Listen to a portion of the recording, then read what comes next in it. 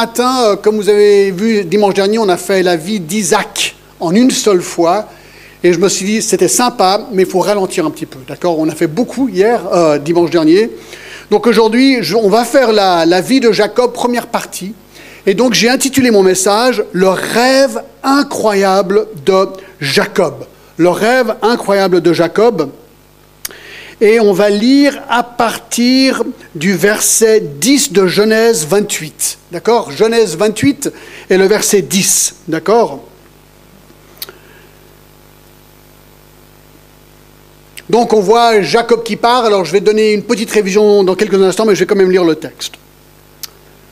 Donc, Genèse 28 à partir du verset 10. Jacob partit de Beersheba et s'en alla à Charan.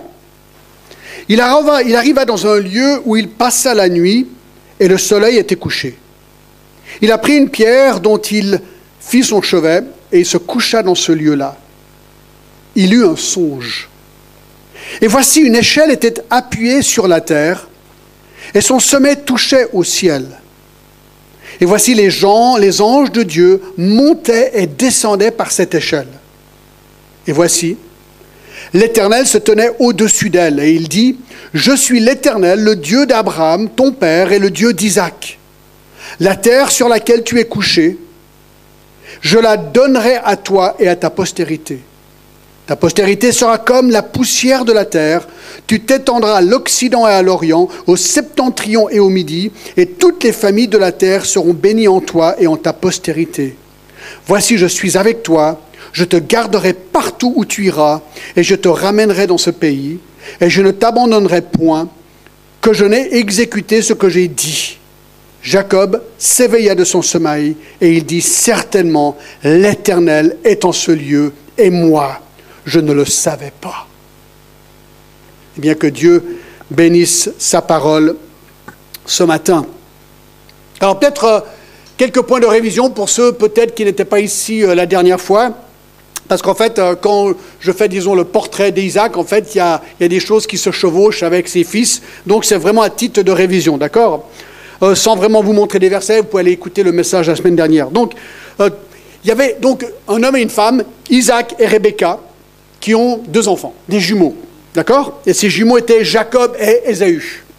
On est dans le chapitre 25 de la Genèse, si vous voulez. Et alors, Rebecca était stérile.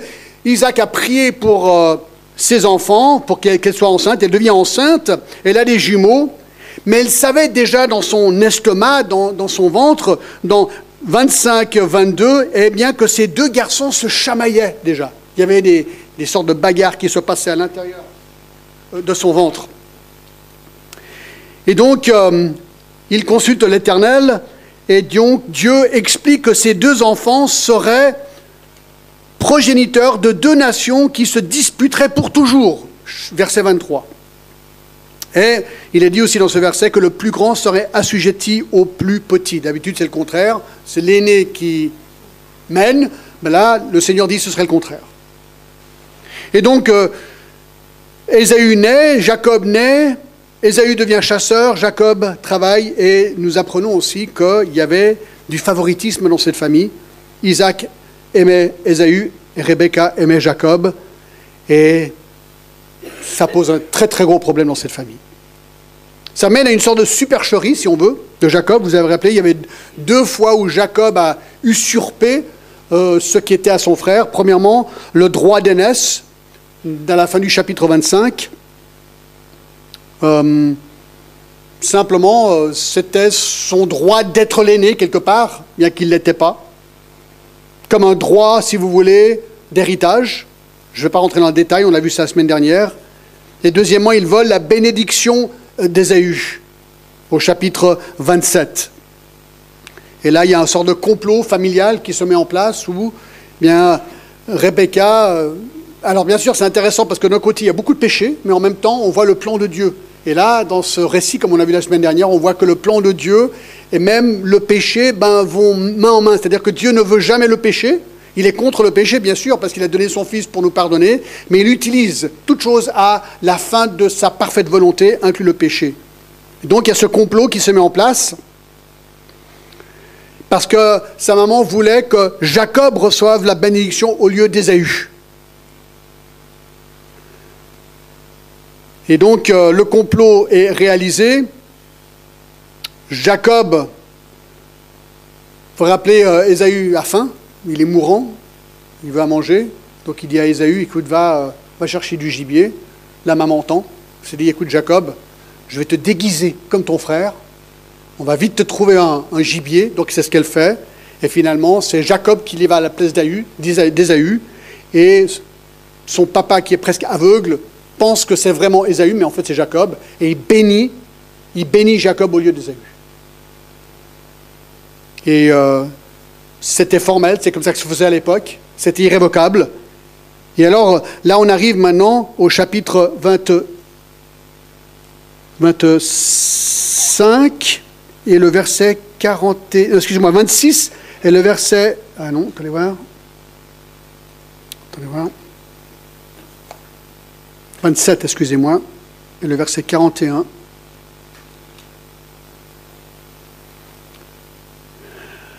Ésaü réalise que son frère lui a volé ces deux grandes bénédictions, et alors Ésaü conçut de la haine contre Jacob, à cause de la bénédiction dont son père l'avait béni. Et Ésaü disait en son cœur, « Les jours du deuil de mon père vont s'approcher, et je tuerai Jacob, mon frère. » Donc voilà, ça c'est la fin du complot, si vous voulez. Le complot est fait. Jacob a volé 2 fois la bénédiction qui était due à Ésaü, bien que c'était la volonté de Dieu, d'accord? Ésaü savait pertinemment que Jacob avait volé sa bénédiction, et donc son cœur s'est rempli de haine contre son frère. Et là, il attendrait le jour de la mort de son père, Isaac, pour tuer son frère. Donc là, il y a un complot de meurtre contre son frère. Et là, c'est là où... Et là, c'était le 3e point. Je crois que s'il y a des points derrière, là, on est au 3e point. Ça mène à la fuite de Jacob. Donc ça, c'était tout révision. Maintenant, on arrive vraiment dans le texte d'aujourd'hui. Donc, on est au chapitre 27, et à partir du verset 42. La préparation. On va lire. On rapporta à Rebecca les paroles d'Ésaü, son fils aîné, fit alors appeler Jacob, son fils cadet, et lui dit, « Voici, Ésaü, ton frère, veut tirer vengeance de toi en te tuant. Maintenant, mon fils, écoute ma voix, lève-toi, fuis chez Laban, mon frère à Charan, et reste auprès de lui quelque temps, jusqu'à ce que la fureur de ton frère s'apaise, jusqu'à ce que la colère de ton frère se détourne de toi, et qu'il oublie ce que tu lui as fait. Alors je te ferai revenir. Pourquoi serais-je privé de vous deux en un même jour ?» Rebecca dit à Isaac, « Je suis dégoûté de la vie à cause des filles de Heth. Jacob prend une femme comme celle-ci parmi les filles de Heth, parmi les filles du pays. À quoi me sert la vie ?» Donc alors, Rebecca ici connaît bien ses fils, savait que la haine d'Ésaü était bien réelle, et donc elle lui dit à Jacob, « Écoute Jacob, tu ferais mieux de partir, parce que là, il va venir te tuer. » Donc elle lui conseille d'aller chez son frère Laban à Charan, en attendant la colère d'Ésaü. Alors je crois que j'ai une carte, si je ne me trompe pas, un plan. On ne voit pas très très bien, mais on voit ici. En fait, il est là. Bethel, enfin, il est à Beersheba, c'est plus bas. Il ira à Bethel dans 2 minutes, et il va à Haran ou Charan. Ça n'a rien à voir avec lui, d'accord? Il va jusqu'à là.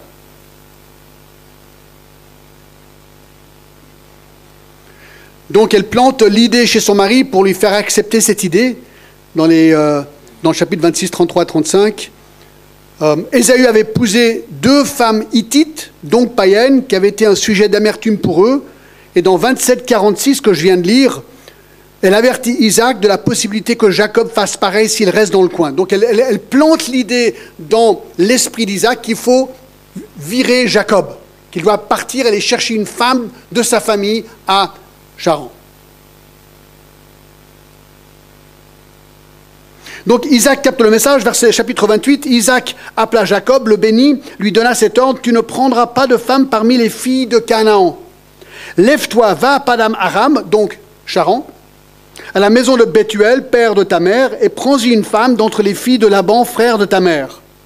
Que le Dieu Tout-Puissant te bénisse, te rende fécond et te multiplie, afin que tu deviennes une multitude de peuples.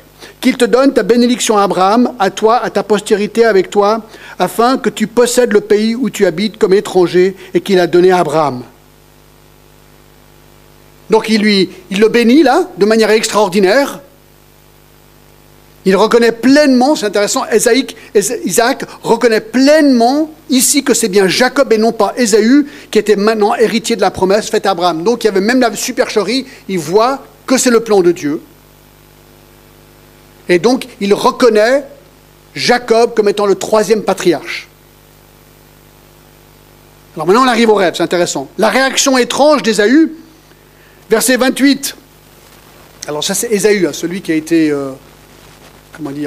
trompé. Il vit qu'Isaac avait béni Jacob, verset 6, qu'il l'avait envoyé à Paddan Aram pour y prendre une femme, et qu'en le bénissant, il lui avait donné cet ordre, tu ne prendras pas une femme parmi les filles de Canaan. Il vit que Jacob avait obéi à son père et à sa mère, et qu'il était parti pour Paddan Aram. Ésaü comprit ainsi que les filles de Canaan déplaisaient à Isaac, son père. Et Ésaü s'en alla vers Ishmaël et prit pour femme, outre les femmes qu'il avait, Mahalat, fille d'Ishmaël, fils d'Abraham et sœur de Nebajoth. Il se dit, tant, si Isaac a béni Jacob pour avoir pris une femme de sa famille, ben moi je vais faire pareil. Et donc il épouse une fille de Ishmaël, pensant que ça va redonner une faveur vis-à-vis de son père. Bref, la clé c'est le verset 10. Jacob partit de Beersheba et s'en alla à Charan. Donc il quitte Beersheba. Je vous avais montré une petite vidéo la semaine dernière sur Beersheba. Pour un voyage d'environ 600 à 700 kilomètres. Alors il faut se rappeler que Jacob avait passé la plupart de sa vie à Beersheba. Beersheba, c'est sa ville natale. C'est comme Genève pour la plupart de vous. Ben, peut-être pas, mais bon, voilà, d'accord. Ah oui, il y en a au moins deux, d'accord, d'accord. Ouais, voilà, qui est de Genève finalement? Est-ce qu'il y en a au moins deux? D'accord, non, on ne va pas rentrer dans ce jeu-là, d'accord. Et alors, le moyen de transport pour aller de Beersheba à Charan, il y avait vraiment deux options, les meilleures. C'était ou bien un chameau, ou bien un âne. Alors, on ne sait pas lequel il a choisi, d'accord? Le voyage prendrait plusieurs semaines. La région autour de Charan s'appelait Paddan Aram. Donc, dans le verset 5, on voyait ce nom. C'est vraiment la ville, d'accord? Charan et ensuite la région. Et qui veut probablement dire champ de Aram, ce qui aujourd'hui est la Syrie. D'accord? C'est en Syrie tout ça. Donc, au verset 10, Jacob part. 1, 2, 3 jours plus tard, on ne sait pas exactement, il arrive à Bethel. On va au verset 19. Il donna à ce lieu le nom de Bethel. Donc, si vous allez en Israël, vous voyez Bethel. Voilà, tout ça, ça arrive à Bethel. On n'est pas allé à Bethel, hein, si je ne me trompe pas. On n'est jamais allé à Bethel. Il faudra qu'on y retourne. C'est compliqué, Israël. Vous savez, vous pouvez passer 10 jours, 7 fois de suite, et vous avez encore vu qu'une petite partie d'Israël. Et pourtant, on voit des sites, 3 ou 4 sites tous les jours. C'est incroyable. Bon, ça, c'était encore une autre histoire, d'accord? Bref, on n'a jamais vu Bethel. C'est aussi, l'endroit est aussi appelé Luz, L-U-Z, d'accord? Qui veut dire lumière, en espagnol.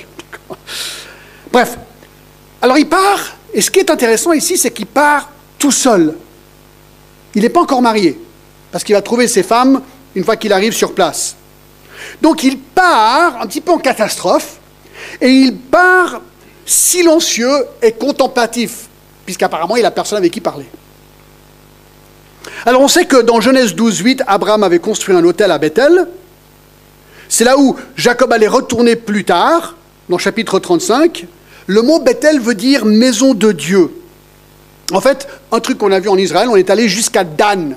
Et on sait que dans 1 Roi 12, eh bien à un moment donné, lorsque Rehoboam a divisé le royaume, il a construit 2 endroits d'adoration pour contrecarrer Jérusalem. Un c'était Dan et l'autre c'était Bethel. Et donc nous on est allé voir Dan, mais on n'a pas vu Bethel. Mais on voit que Bethel est vraiment un endroit stratégique, si vous voulez, dans le récit biblique. Alors ce qu'il faut noter ici, c'est que Jacob est seul. Il est profondément seul. Imaginez, pourquoi est-ce qu'il est parti de Beersheba? Il est parti à cause de la haine de son frère. Tout d'un coup, son frère jumeau le déteste. Il le haït jusqu'au point où il veut sa mort. Alors imaginez comment ça peut peser sur un cœur, de savoir que votre frère veut votre mort. C'est difficile à vivre la haine profonde de quelqu'un, et surtout un frère. Et il sait aussi que sa mère et son père lui ont dit de partir en catastrophe. Fiche le camp rapidement, sinon ça va vraiment se gâter par ici. Peut-être aussi sentait-il une certaine culpabilité. Alors d'un côté, il apprend que c'est lui qui est le choisi, d'accord, le patriarche.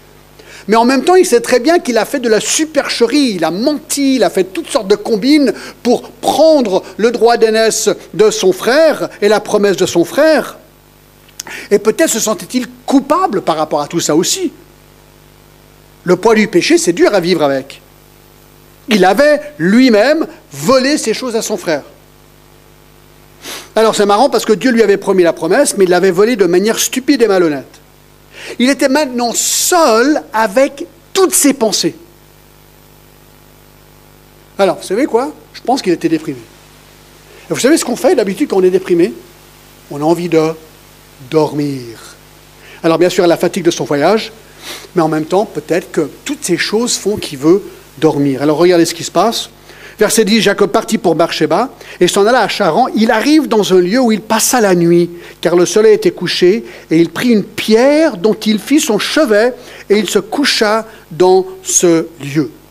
Alors la première chose que vous dites, c'est « Waouh !» Alors là, pour le confort, chapeau les gars, quoi, tu vois, un oreiller en pierre. Est-ce que vous avez déjà pris une pierre pour un oreiller? Non, je ne parie pas, d'accord? Alors écoutez, ça nous paraît étrange à notre époque, mais en fait pour eux c'était plus un appuie-tête qu'un oreiller douillet plein de plumes que nous avons aujourd'hui, d'accord? Bref, il s'endort, c'est pas impossible, un commentateur a dit qu'il a peut-être même utilisé une des pierres de l'autel qu'Abraham avait construit à cet endroit, mais on ne sait pas, d'accord? Bref, il prend une pierre, il la met là, ferme les yeux, et il commence à dormir, et tout d'un coup, il fait un rêve extraordinaire. Vous en avez déjà fait des rêves extraordinaires? Je parie que oui. Ben lui, il en a fait un incroyable. Alors, il faut savoir qu'à cet instant, Jacob n'avait encore jamais rencontré de manière directe Dieu, comme son grand-père et son père l'avaient fait, où ils avaient vraiment causé parler avec Dieu. Il avait été élevé en entendant toutes ces histoires que Dieu avait apparu à Abraham et à Isaac, etc. Mais pour lui, rien.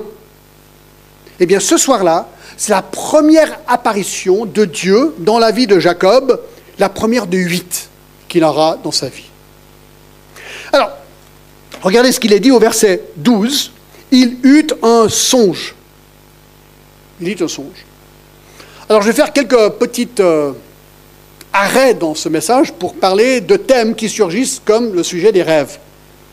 Parce que si vous êtes comme moi, des fois vous avez des rêves, d'accord? Enfin, peut-être souvent, je ne sais pas. Ou même d'autres expériences. Et là, des fois, vous vous grattez la tête. Vous vous réveillez, vous avez ce rêve, et vous dites, t'en vas. Est-ce que ce rêve, c'est juste un coup de bol? Et j'ai trop mangé de foie gras le soir avant, et donc là, il y a un petit truc dans ma tête. Ou est-ce que c'est quelque chose que Dieu essaye de communiquer? Vous avez déjà eu ces pensées? Parce que j'ai déjà eu aussi. On se pose toutes ces questions. Et surtout, il y a certains rêves qui sont tellement percutants, on se pose quand même cette question. Alors, on ne veut pas les ignorer d'un côté, mais on ne sait pas comment les interpréter, ou si même on devrait les interpréter. Alors, question, sont-ils de Dieu? Sont-ils révélation divine? Sont-ils faillibles ou infaillibles? Alors, peut-être on devrait répondre comme ceci. Numéro 1, rien n'échappe à la providence de Dieu. Tout ce qui nous arrive dans la vie, Dieu, quelque part, est providentiel. Donc, si on a un rêve, on ne peut pas dire que Dieu ne savait pas qu'on allait avoir un rêve. D'accord? Donc, ça fait partie de la providence de Dieu. Je ne suis pas en train de dire que c'est un message de Dieu. Je dis simplement que nos rêves font partie de la providence de Dieu. 2. Tout dans nos vies n'a pas une signification divine particulière et précise. Par exemple, si vous êtes comme moi, des fois, vous êtes vraiment pressé, vous avez un rendez-vous important, il n'y a pas de parking, et vous dites « Ah, écoute, s'il te plaît, Seigneur, donne-moi une place de parking. » Vous avez déjà fait ça, je parie n'importe quoi. Moi, j'ai déjà fait. Des fois, paf, il y en a une juste là. Tu dis, oh, attends, c'est de Dieu ou c'est pas de Dieu? Ah, toi aussi, apparemment, d'accord. Je vois des amen ici, d'accord? Ok, c'est arrivé. Est-ce que c'est une signification particulière? C'est dur à interpréter. On a prié, des fois c'est oui. Souvent dans ma vie, c'est non pour les places de parking. Il dit, non, j'ai l'impression qu'il dit, écoute, il y a un parking là-bas, il faut payer, mais il faut y aller, il y a des places, d'accord? Mais ça, c'est autre chose, d'accord? Ah, tu aurais pu partir 30 minutes avant pour ne pas être pressé. Mais bon, ça, c'est le raisonnement humain, d'accord? Mais c'est important. Donc, tout n'a pas nécessairement une interprétation particulière de Dieu. 3, le fait que Dieu ait parlé à des gens par les rêves n'en fait pas un procédé normatif ni routinier. Il y a des gens à qui Dieu a parlé par les rêves, mais la grande majorité des gens dans la Bible n'ont jamais reçu un rêve communicatif de Dieu que nous le sachions.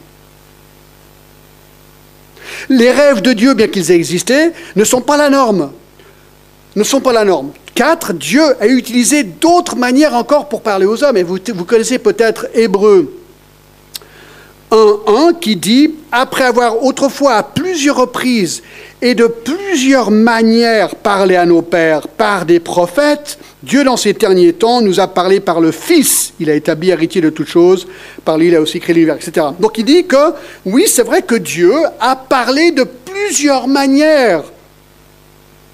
Mais dans le Nouveau Testament, nous avons le Fils, par ce qu'il a dit, et nous avons, et ça c'est très intéressant, nous avons quoi? Surtout la parole de Dieu, donc la parole du Fils, si vous voulez, de Timothée 3,16, toute écriture est inspirée de Dieu et utile pour enseigner, pour convaincre, pour corriger et pour instruire dans la justice. Donc, ce qu'on doit dire, c'est que la révélation normative, c'est la parole de Dieu. Ça, c'est ce qui est normatif. Donc, pour les rêves, il faut être archi prudent. Alors, d'un côté, on ne veut pas limiter Dieu, d'accord? Mais nous ne voulons pas non plus manquer de sagesse. La Bible est la méthode la plus sûre pour être guidé par le Seigneur. Amen. Donc, revenons au texte. Il a un songe. Alors, c'est quoi ce songe? Et voici une échelle était appuyée sur la terre, et son sommet touchait au ciel. Et voici les anges de Dieu montaient et descendaient par cette échelle. Alors, première chose qu'il voit, c'est une échelle. Une échelle qui allait de la terre au ciel. C'est son rêve. Alors, la plupart des commentaires pensent que c'était plutôt comme des marches. D'accord? Deuxième chose qu'il voit, ce sont des anges. Des anges de Dieu qui montaient et descendaient par ces marches entre le ciel et la terre. Alors, nous ne savons pas combien il y en avait, mais il dit « les anges de Dieu ». Alors, si c'était tous les anges de Dieu, il y en avait vraiment un paquet, on verra ça dans 2 minutes. Et troisième chose qu'on voit au verset 13, « Et voici l'Éternel se tenait au-dessus d'elle, et il a parlé. » Il va reformuler les promesses faites à Abraham. Alors, voilà le rêve. 3 éléments. Une échelle, des anges et Dieu. Alors de nouveau, cette échelle est un peu difficile à décrire. Le mot utilisé sous l'âme n'est utilisé qu'une fois dans la Bible, ici. Quelle que fût la représentation exacte de cette échelle ou cet escalier, Jacob a compris qu'il s'agissait d'une interaction directe entre le ciel et la terre. C'est ce qu'il voyait. C'était le lien entre le ciel et la terre. Il voyait Dieu dans le ciel, les anges de Dieu qui descendaient sur la terre, apparemment pour accomplir les desseins de Dieu, ou les ordres de Dieu qu'il leur a donnés. Puis ensuite, il voit les anges remonter cette échelle pour apparemment donner un rapport à Dieu ou recevoir d'autres instructions. Alors de nouveau, là, il faut qu'on s'arrête et qu'on parle un petit peu des anges. Par contre, il faudrait un Kleenex. Est-ce que quelqu'un a un Kleenex à me prêter peut-être? Parlons un petit peu des anges, c'est vraiment passionnant, d'accord? Je ne sais pas si vous avez beaucoup... Ah ben voilà, tant que j'en ai un qui arrive.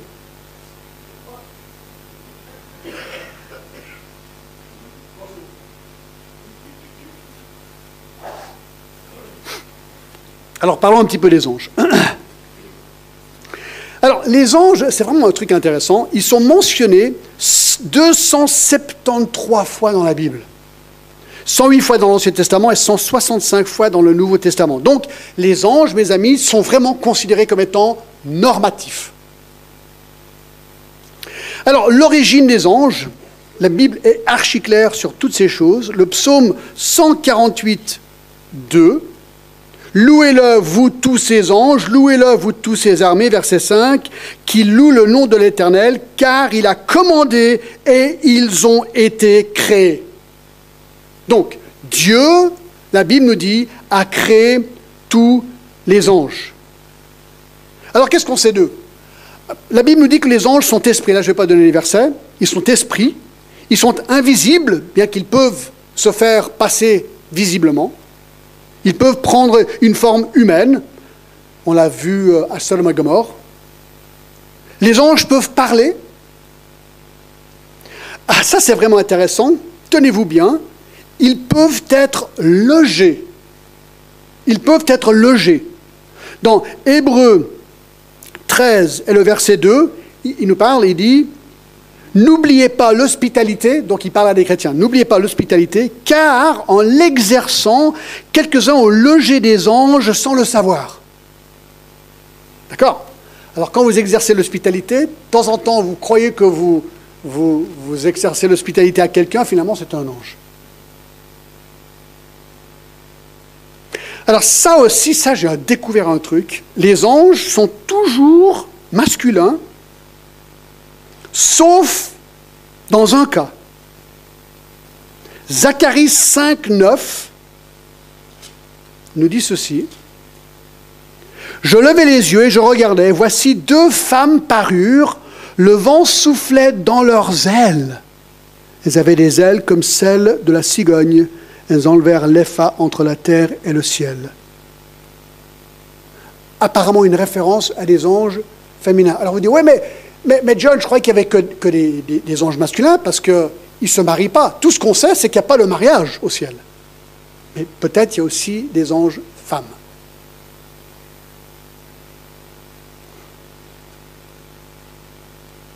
J'en ai marié une, en fait, de ces anges, d'accord. Ça, c'est super. Alors, les anges sont innombrables. Dans Job 38, 7, alors que les étoiles du matin, c'est une référence aux anges, éclataient en chants d'allégresse. Alors, certains se disent, à cause de ces versets et d'autres, qui décrivent les anges comme l'étoile du matin ou les étoiles du matin, disent que peut-être il y a autant d'anges que d'étoiles. C'est intéressant d'y penser à ça. Parce qu'il y a combien d'étoiles? Voilà. Moi, j'ai essayé de compter une fois, je me suis perdu, d'accord? C'est compliqué, il y avait vraiment beaucoup d'étoiles, d'accord? Alors, pour avoir la réponse, il faut aller dans Apocalypse 5 et le verset 11 qui nous dit ceci. 5, 11, « Je regardais et j'entendis la voix de beaucoup d'anges autour du trône, des êtres vivants et des vieillards, et leur nombre était des myriades de myriades et des milliers de milliers. » C'est une manière de dire que les anges sont quasi illimités, bien qu'ils sont créés. Ce sont les créations de Dieu, d'accord? Des créations de Dieu. Alors, il y a une hiérarchie dans les anges. Il y a, vous savez, des archanges, il y a Michael, il y a Gabriel, il y a aussi des chérubins. Le plus célèbre des chérubins, c'est Lucifer, donc Satan, donc une fois qu'il a chuté. Il y a des séraphins, il y a des êtres vivants, il y a des anges dominateurs ou des chefs, il y a des principautés, des puissances, des trônes, des autorités, des dominations, des pouvoirs, toutes de catégories d'anges. Il y a des anges gardiens et il y a des démons, des anges qui ont chuté. Alors c'est quoi le ministère des anges? Et leur premier ministère, c'est d'adorer Dieu. C'est d'adorer Dieu et le Fils de Dieu. Dans Hébreux 1:6, il est dit ceci. Et lorsqu'il introduit de nouveau dans le monde le premier-né, il dit que tous les anges de Dieu l'adorent. Et puis s'il dit des anges, il fait de ces anges des esprits et de ses serviteurs une flamme de feu, mais dit au Fils, ton trône, ô Dieu. Bref, tout ça pour dire que les anges adorent Dieu. Ils adorent Dieu. Et c'est intéressant, ils nous regardent. Je ne sais pas si vous saviez ça, dans 1 Pierre 1:12, parlant des chrétiens et de notre salut, il leur fut révélé donc aux gens de l'Ancien Testament que ce n'était pas pour eux-mêmes, mais pour vous, qu'ils étaient les dispensateurs de ces choses, parlant de l'Évangile et Christ, que vous nous annonçons maintenant, ceux qui vous ont prêché l'Évangile par le Saint-Esprit envoyé du ciel, et dans lequel les anges désirent plonger leur regard. C'est intéressant quand Dieu, par son évangile de Jésus-Christ, sauve une personne, Lorsqu'une personne passe d'un temps de colère de Dieu à sa grâce, où ils ont reçu Jésus-Christ et ils sont pardonnés leurs péchés, la Bible nous dit que les anges regardent. Pourquoi? Parce qu'un ange ne peut jamais passer son état de chute, donc un démon ne peut jamais passer un état de chute, démon à ange. Une fois qu'il est démon pour toujours. Il n'y a pas de possibilité de salut des anges, la Bible nous dit. Donc ils regardent le salut des hommes et ils sont bouche bée. Alors tous ces anges y regardent et chaque fois que quelqu'un se convertit, et c'est pour ça que la Bible nous dit que, j'y reviendrai, mais qu'ils se réjouissent. Dans Luc 15, ils se réjouissent. Maintenant on va le regarder tout de suite puisque j'en parle.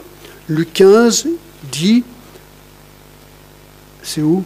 Ouais, c'est la verset 10. De même, je vous le dis, il y a de la joie dans les anges de Dieu pour un seul pécheur qui se repent. Donc quand un pécheur se repent, le jour où vous avez rencontré Jésus-Christ personnellement, les anges du ciel ont éclaté en louange pour dire « Waouh, c'est génial ce que Dieu fait lorsqu'il sauve des gens. » Et ils éclatent de joie. Alors bien sûr, deuxième chose qu'ils font, ils accomplissent la volonté de Dieu. Le psaume 103, et là je fais que gratter parce qu'on a... Il y a tellement sur les anges, mais écoutez ce verset incroyable, le psaume 103, 20. « Bénissez l'Éternel, vous ses anges, qui êtes puissants en force et qui exécutez ses ordres en obéissant à la voix de sa parole. » Donc les anges ont été créés pour exécuter ses ordres. Alors ils font quoi? Écoutez, alors ça c'est le truc le plus génial. Première chose qu'ils font, ils vous et me protègent. Me protègent. Vous vous rappelez le Hébreux 1, 14 qui dit « Ne sont-ils pas, parlant des anges, des esprits au service de Dieu, envoyés pour exercer un ministère en faveur de ceux qui doivent hériter du salut ?» Ils ont un ministère envers nous. Un ministère envers nous. Et dans Matthieu 18, si je ne me trompe pas, ils parlent de leurs anges, parlant des enfants. C'est où ça? Est-ce que vous vous rappelez, quelqu'un peut m'aider là?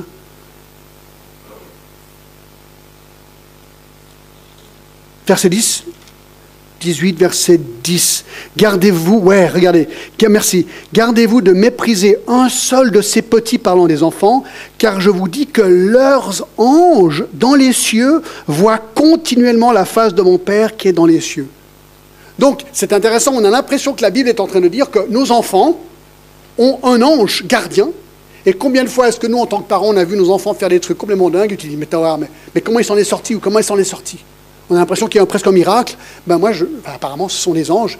Et peut-être vous avez aussi des situations dans la vie où vous avez pensé qu'il y a peut-être un ange intervenu. Moi, j'en ai un en particulier, mais il y en a deux de ces situations. Donc, il nous protège. Il délivre les sauvés. Vous vous rappelez, avec Pierre, il était en prison et tout d'un coup, l'ange vient, puis il ouvre la porte de la prison, puis tout le monde est un petit peu bouche bée. Acte 5.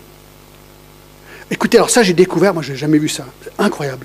Luc 16 nous dit un autre truc complètement dingue par rapport aux anges lorsqu'on meurt. Le jour où tu meurs en tant que chrétien, Luc 16, 22 dit ceci. Luc 16, 22. Le pauvre mourut et il fut porté par les anges dans le sein d'Abraham. Le riche mourut aussi et il fut enseveli. Donc ici, le pauvre, c'est un croyant. Il est dit que les anges l'amènent au sein d'Abraham, qui est une manière de parler de cet endroit où les justes vont, le ciel. Et donc, les anges s'occupent de nous de A à Z. Même à notre mort, l'instant où je meurs, pouf, il y a un ange qui me prend et il m'amène au ciel. Ah, trop bien. Hein. Trop bien. Alors revenons maintenant à notre texte. C'est une petite déviation sur les anges. Mais c'est intéressant quand même d'y penser parce que là, Jacob est en train de dormir et soudainement, chapitre 28, il a un songe, verset 12. Et voici une échelle était appuyée sur la terre et son sommet touchait au ciel. Et voici les anges de Dieu montaient et descendaient par cette échelle. Donc ces anges, combien il y en avait? Des myriades, peut-être des milliers qui montaient, qui descendaient, qui montaient, qui descendaient. Et, troisième chose qu'on voit, l'Éternel se tenait au-dessus d'elle et dit, je suis l'Éternel, le Dieu d'Abraham, ton père, le Dieu d'Isaac. La terre sur laquelle tu es couché, je la donnerai à toi et à ta postérité. Dieu est en haut, donc dans le ciel. C'est la figure centrale du rêve. Les pros de l'hébreu, c'est ce que j'ai lu cette semaine, disent ceci. On devrait lire le verset 12 comme ceci. Regardez, une échelle. Oh, des anges qui montent et qui descendent. Et regardez, l'Éternel lui-même est en haut de cette échelle. Il devrait y avoir lecture avec une sorte d'étonnement par rapport à ce qu'on est en train de voir, ou ce que Jacob est en train de voir. Alors, qu'est-ce qu'on voit ici? Écoutez, c'est simple, quelque part, on voit l'Éternel présider sur quoi? Sur la vie de Jacob. L'Éternel se révèle à Jacob pour lui dire, écoute, Jacob, je contrôle tout. Voilà ce qu'il est en train de lui dire. L'Éternel préside sur tout, même sur les anges, même sur l'échelle. Dieu préside souverainement sur tout. C'était un clin d'œil dans l'activité invisible de Dieu et des anges dans la vie de cet homme. Écoutez, rappelez-vous, Jacob est tout seul, paumé dans le désert quelque part, probablement déprimé. Et il se dit, ils ont fait toutes ces grandes promesses pour moi, j'ai été béni par mon père, et là je suis déprimé dans le désert, paumé tout seul. Finalement, vous avez déjà posé ces questions dans ces moments difficiles. Est-ce que Dieu existe vraiment? Est-ce que Dieu, on dit qu'il est providentiel, qu'il est souverain, vraiment? Dieu, vraiment? Est-ce que tu vois un petit peu ce qui se passe dans ma vie et on doit croire que tu es souverain? Vous avez déjà eu ces pensées? Moi oui, souvent. Et là il dort. Et c'est ça qui est génial, même lorsqu'il dort, Dieu préside.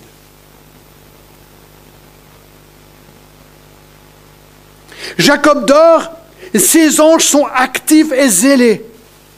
Et c'est intéressant que pendant quelques instants, pendant son sommeil, c'est comme si Dieu, il ouvre, il y a comme un rideau, et il ouvre la fermeture éclair, et tac.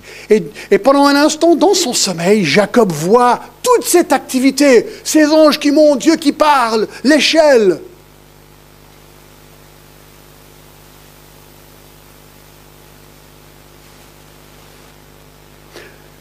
À tout le monde n'est pas donné ce privilège de pouvoir voir en un instant vraiment ce qui se passe. Meg et moi, on parlait de ce texte hier ou avant-hier.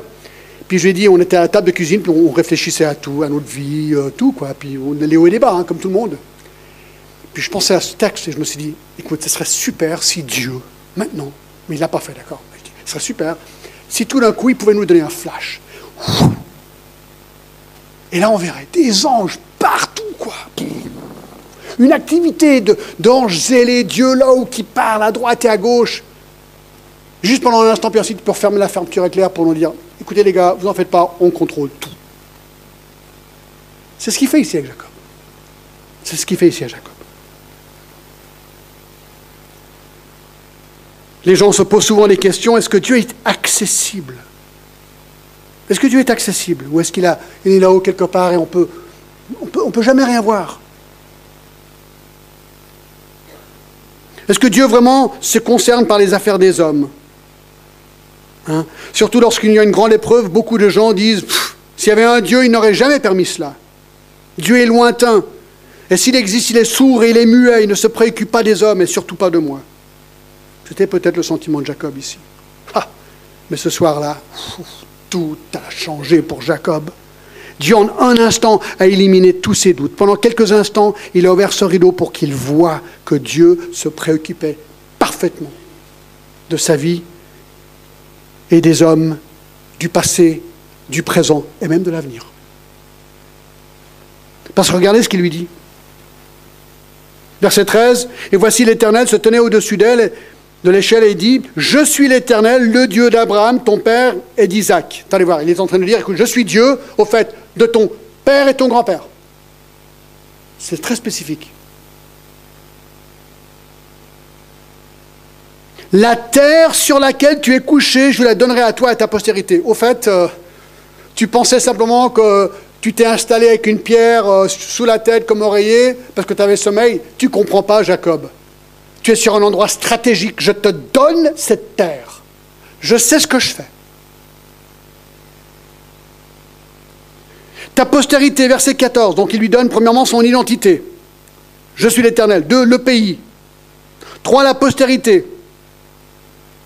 Ta postérité sera comme la poussière de la terre, et je te la donnerai, excusez-moi, et tu l'étendras à l'Occident, à l'Orient, au septentrion, au Midi. Voilà, je vais te donner un grand pays. Et tous ces gens vont vivre là, ta postérité. Une bénédiction, et toutes les familles de la terre seront bénies en toi et en ta postérité, comme il avait donné à Abraham dans Genèse 12, 1 à 2. Et protection, c'est incroyable, regardez ce qu'il dit. C'est vrai, super verset 15. Voici, Jacob, je suis avec toi. Je te garderai partout où tu iras et je te ramènerai dans ce pays, car je ne t'abandonnerai point que je n'ai exécuté ce que je te dis. Alors, ses amis, si vous voulez une promesse, là il y a une promesse. Là il y a vraiment, vraiment une promesse incroyable. Il lui dit, je suis avec toi, je sais où tu vas aller, mais je vais te ramener. Dieu connaît le futur parfaitement de sa vie, de ta vie et de ma vie. Alors, est-ce que vous croyez que Jacob a tout compris sur le champ? Non, je ne pense pas. On ne sait pas en fait. Mais ce qu'il a appris, c'est qu'il y avait vraiment une communion entre Dieu et les hommes. Il n'était pas abandonné, Dieu était vraiment présent et Dieu se préoccupait des détails de sa vie. Et malgré, ça c'est intéressant, malgré notre péché, notre communication avec Dieu est possible. Ceci n'est qu'une grâce. Alors, pour mieux comprendre, allez avec moi à Jean 1. Jean 1, regardez, c'est vraiment, vraiment intéressant. Jean chapitre 1, dans le Nouveau Testament.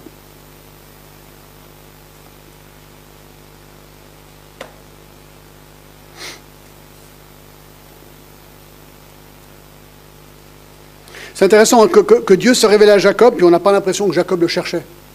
Jacob ne cherchait pas Dieu, mais Dieu s'est révélé à lui, d'accord? Regardez ce qui se passe ici dans Jean 1. D'accord?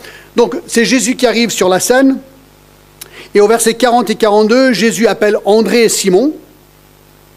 Au chapitre 40, au verset 43 et 44, Jésus appelle Philippe, et ensuite Philippe parle à Nathanaël. Verset 43, le lendemain, Jésus voulut se rendre en Galilée, il rencontra Philippe et lui dit, suis-moi. Philippe était de Bethsaïda, de la ville d'André et de Pierre. Philippe rencontra Nathanaël et lui dit, nous avons trouvé celui que Moïse a écrit dans la loi et dont le prophète ont parlé, Jésus de Nazareth, fils de Joseph. Il lui dit, on a trouvé le Messie. Alors Nathanaël lui dit, peut-il venir de Nazareth quelque chose de bon? Nazareth a une très mauvaise réputation. Non, mais c'est un petit bled paumé. Rien de bon peut sortir de ce bled. C'est impossible ce que tu me racontes. Alors Philippe lui répondit très sagement, ben, viens et vois. Si tu ne me crois pas, ben, viens voir. Alors verset 47, Jésus, voyant venir à lui Nathanaël, dit de lui, voici vraiment un Israélite dans lequel il n'y a point de fraude. Alors voici un gars qui vient, il est clair, il est net, il est honnête, il est brusque dans sa franchise quelque part. Donc il lui fait un compliment. Alors quand Nathanaël entend Jésus dire ça de lui, il lui dit, mais attends voir, tu ne me connais pas? Comment tu peux dire ça? Comment tu peux dire ça? Mais on ne s'est jamais rencontrés et tu es en train de m'analyser. Alors verset 48, d'où me connais-tu? Lui dit Nathanaël. Alors Jésus lui répondit, avant que Philippe ne t'appelle, quand tu étais sous le figuier, je t'ai vu. Il dit, tu vois, tu savais que j'étais sous le figuier, mais j'étais tout seul. Il n'y avait personne à côté de moi. Comment tu savais que j'étais sous le figuier? Alors regardez, il a vite compris. Il a vite compris que cet homme devant lui, Jésus, était omniscient et omniprésent. Et il dit au verset 49, Nathanaël répondit et lui dit, Rabbi, tu es le Fils de Dieu, tu es le roi d'Israël. Il reconnaît que, waouh, la seule manière qu'il pouvait savoir ce qu'il faisait sous le figuier, c'est qu'il soit Dieu. C'était la seule option. Alors regardez ce qu'il lui répondit maintenant, verset 50, Jésus lui répondit, parce que je t'ai dit que je t'ai vu sous le figuier, tu crois? Tu verras de plus grandes choses que celle-ci. Regardez bien maintenant. Et il lui dit, en vérité, vous verrez désormais le ciel ouvert et les anges de Dieu monter et descendre au-dessus du Fils de l'homme.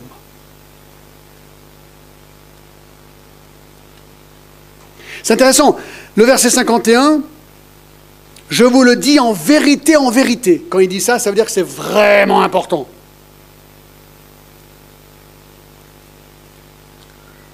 Et le titre « Fils de l'homme » est très important aussi, car il décrit son humanité incarnée, sa préexistence, utilisée souvent dans le Nouveau Testament. Alors en fait, c'est ce qu'il est en train de dire. En vérité, vous verrez désormais le ciel ouvert et les anges de Dieu monter et descendre au-dessus du Fils de l'homme. En fait, ce qu'on apprend ici, c'est que Jésus est l'échelle. Jésus se présente comme étant l'échelle. Il prétend ici que c'est lui le lien entre le ciel et la terre. Il est le chemin, il est le médiateur. Et le ministère des anges dépend de lui. On a vu ça, qu'il nous prend même au ciel lorsqu'on meurt. Et lorsqu'il reviendra, les anges seront avec lui. Non, ce qu'on apprend ici, mes amis, dans 1 Timothée 2, 5, il est dit « Car il y a un seul Dieu et un seul médiateur entre Dieu et les hommes, Jésus-Christ, homme, qui s'est donné lui-même en rançon pour tous. » Jésus est en train de dire à Nathan, écoute, je suis le Messie, je suis le médiateur.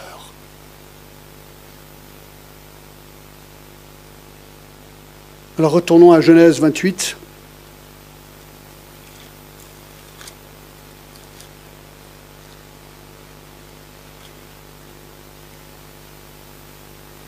Alors est-ce que Jacob a tout compris ceci? Probablement pas, mais nous, avec le privilège d'avoir le Nouveau Testament, les choses deviennent très claires pour nous.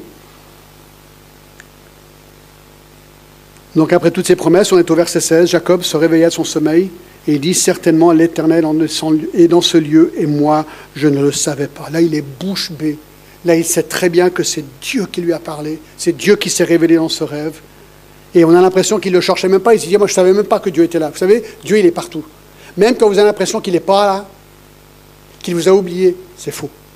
C'est faux.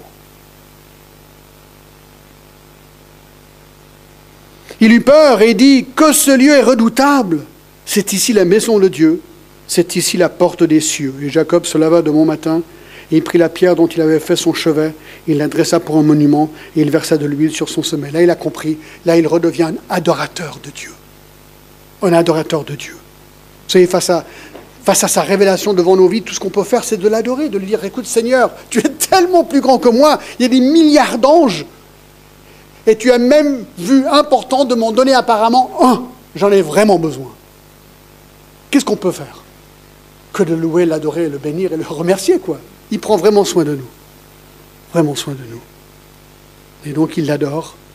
Et regardez ce qu'il fait, c'est intéressant. Il donna à ce lieu le nom de Bethel, mais la ville s'appela auparavant Luz. Jacob fit un vœu en disant, si Dieu est avec moi et me garde pendant ce voyage que je fais, s'il me donne du pain à manger et des habits pour me vêtir, si je retourne en paix à la maison de mon père, alors à l'Éternel, mon Dieu, cette pierre que j'ai dressée pour monument sera la maison de Dieu, et je te donnerai la dîme de tout ce que tu me donneras. Alors là, il y a un grand commentaire, un grand débat entre les commentateurs. Certains disent, c'est encore Jacob qui marchande avec Dieu ici. C'est négatif. D'autres disent, non, en fait, c'est positif. D'accord? C'est un débat. Je ne sais pas trop. D'accord? Je ne sais pas trop. On a l'impression qu'il essaie encore de marchander avec Dieu. Donc, il n'a pas tout compris d'un coup. D'accord?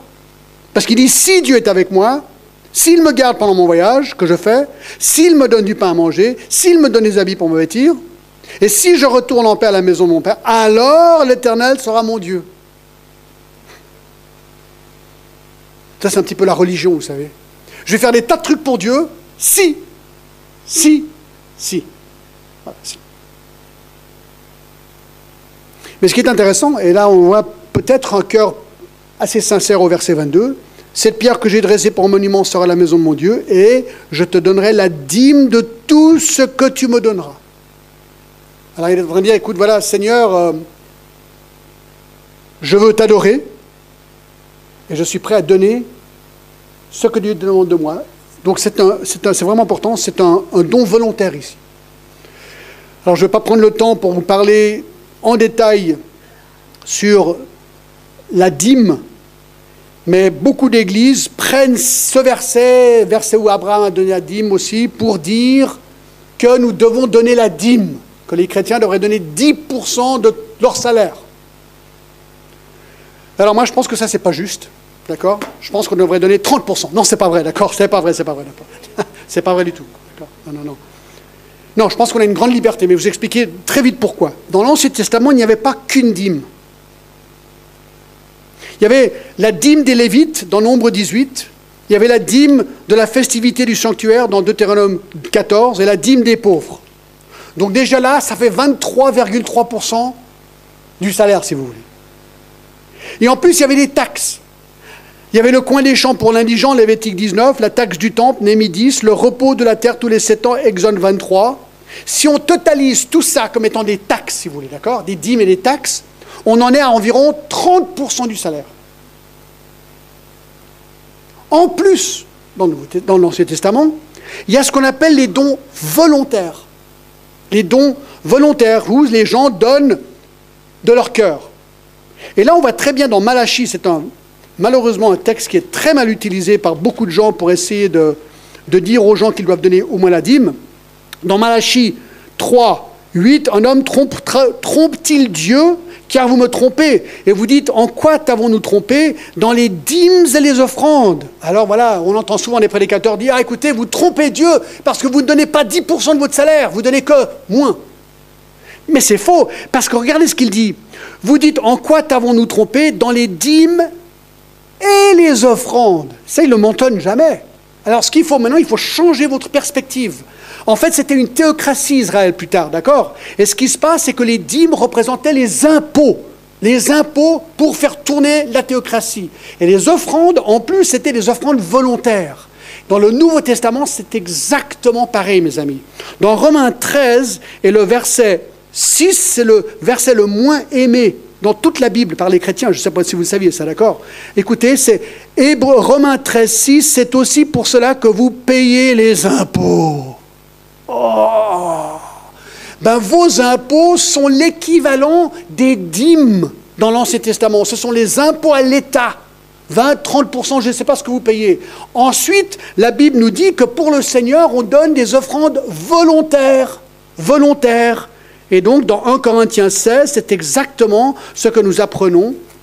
Dans 1 Corinthiens 16, et le verset 1 à 2, il est dit ceci, « Pour ce qui concerne la collecte en faveur des saints, agissez vous aussi, comme je l'ai ordonné aux églises en Galatie, que chacun de vous, le premier jour de la semaine, mette à part chez lui ce qu'il pourra, selon sa prospérité, afin qu'on n'attende pas qu'on arrive pour recueillir les dons. » Il dit jamais donner un tant de pourcentage, il dit « Chacun donne ce qu'il peut, selon sa prospérité. » Donc certains vont donner beaucoup, et certains vont peut-être donner très peu.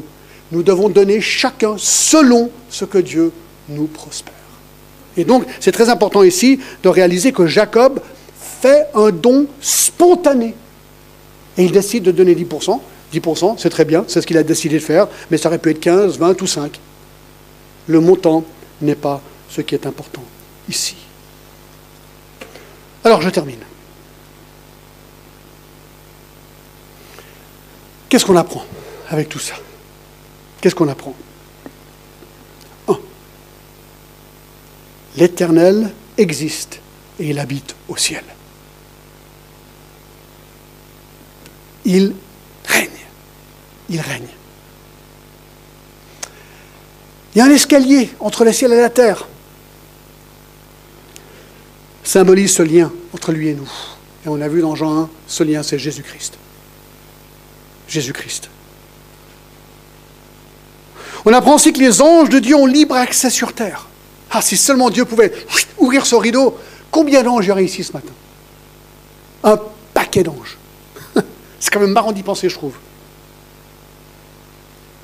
Il y a aussi ici une promesse très spécifique à Jacob, comme Abraham et Isaac, selon la terre promise, sa postérité, sa bénédiction, comme quoi l'Éternel serait avec lui, qu'il le protégerait, qu'il le ramènerait dans ce pays, qu'il ne l'abandonnerait pas, et qu'il exécuterait tout ce qu'il a dit. Très spécifique. Et répété, répété, répété. Il y a un plan pour Israël. Humainement, qu'est-ce qu'on apprend? Jacob était découragé. Il a dû quitter sa famille en catastrophe. Son frère voulait le tuer. Il fuit, ne sachant pas s'il allait revoir sa famille un jour ou pas. Il se questionnait peut-être par rapport à son propre péché, ses supercheries. Peut-être il avait un désespoir total. Et Dieu lui apparaît pour lui dire, écoute, tout va mal, humainement, mais tout va très bien, spirituellement. Je contrôle. Je contrôle. Je contrôle. Je ne t'abandonnerai pas. J'ai un projet pour toi. Je sais où je vais t'amener. Je sais où je vais te ramener jusqu'ici. Et donc, tout ce que je te demande, c'est de construire un autel à Dieu, de l'adorer, même si tu ne comprends pas, de le louer, même si tu ne comprends pas, de le bénir, même si tu ne comprends pas, et d'être généreux avec Dieu. Seigneur, merci. Merci pour tout ce que tu as fait pour moi. Je donne. Je donne. Et je donne. Comme geste d'adoration. Et ça, je pense que c'est le but de ce texte.